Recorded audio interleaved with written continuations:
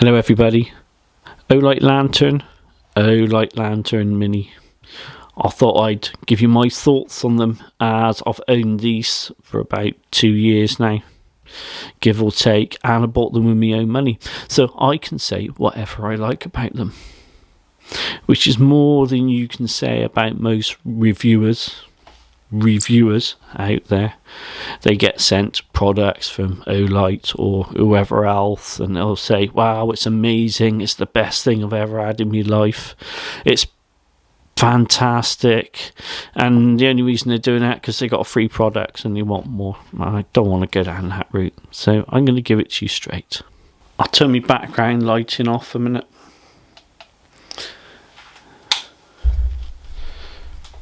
Then we can see what we're dealing with. There we go. I've just got a little bit of light coming through a window on the side. You'll be able to see there where I've pressed that the little on-off button comes on. That's because it's selected at off, so nothing can happen. If you put your finger on it, leave it on there for a few seconds, it comes on. Press it again, goes off. And you got, your different modes of brightness, etc. It's exactly the same with this one, the Olight Lantern, the bigger one. Cycle through it. Oh, sorry, a bit bright. And there you go. So let's put the lights back on a minute. I regret spending my hard-earned cash on these two little lanterns. And if something happened to them or they died for whatever reason, I wouldn't replace them with like for like. I wouldn't buy them again. And the simple reason for that is this here, this little switch. It's got like a vibration kind of sensitivity thing inside. And the idea behind it, the marketing, is that if you're in the dark, you feel around and you knock it, little light comes on, and then that's where you know where the switch is.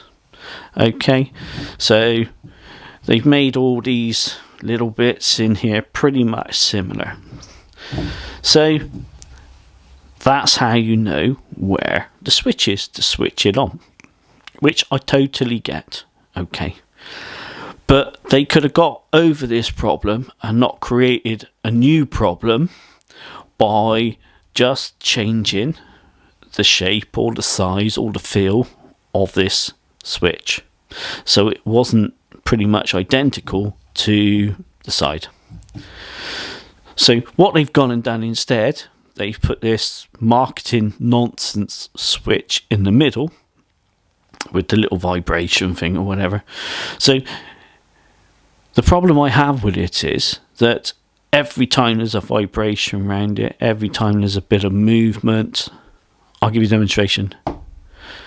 That little green light comes on and pulses, and that depletes the battery only by the tiniest amount. So you think to yourself, that's not too big a deal. But if that keeps getting repeated over time, I mean, you don't even have to touch the blooming thing.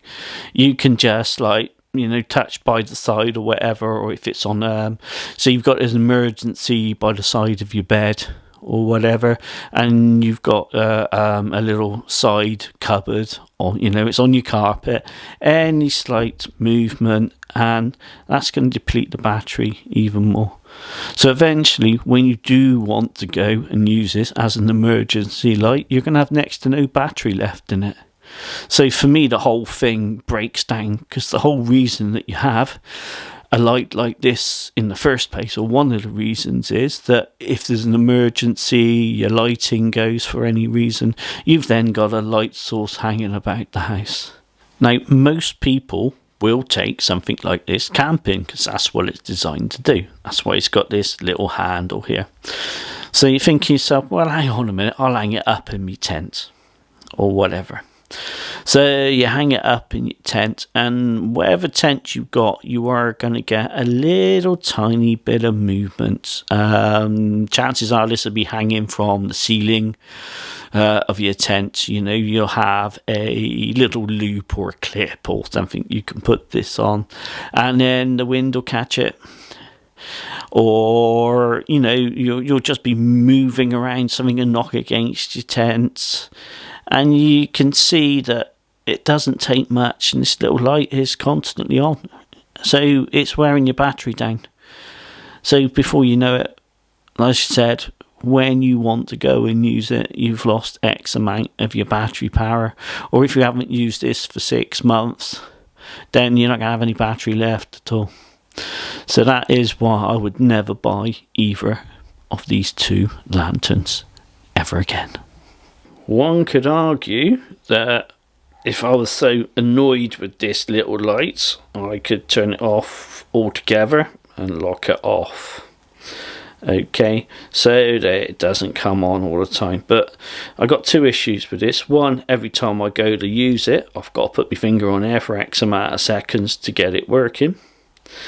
And, oh gosh, sorry. And the other issue is, I don't know what it is, but even when I have this locked off, if I put this away in a cupboard somewhere, and it seems to run down the power on its own. Now, this might just be happening to me. If it's happened to you, or you've had issues with this type of thing running down, leave a comment so we can all learn from that. So if anybody does read through the comments, they can go, oh, that's happened to other people as well. And it's a nice bit of information to put out there for people. So who would these lanterns be best suited for? What sort of purpose do they actually serve? Well, if you're going away and you've got a car and you've got a bigger kind of tent, maybe one you can stand up in, or one you can kneel up in, which is quite a luxury, then something like this, charge it up before you go. If you're going away for the weekend, that'd be absolutely fine. It gives you a nice bit of light. It's reasonably heavy, so it's not something you would want to get in your backpack, etc. So that would be the use. The other use is, you know, being at home. If you got a power cut, you can just get it out, providing you've got some charge in it. As for this little chap here, I kind of struggle with this. What sort of demographic or person would have this? It's got the same flaws if you had it around the house as an emergency light. The battery's going to run down. As for taking it camping, you don't have the power, the area of light from this one as you do with this. Is it going to go in your backpack? Possibly, if you go in for a day or two, but there's much better options out there, and they're probably a lot cheaper as well. You can just take a head torch or something. So I don't really have a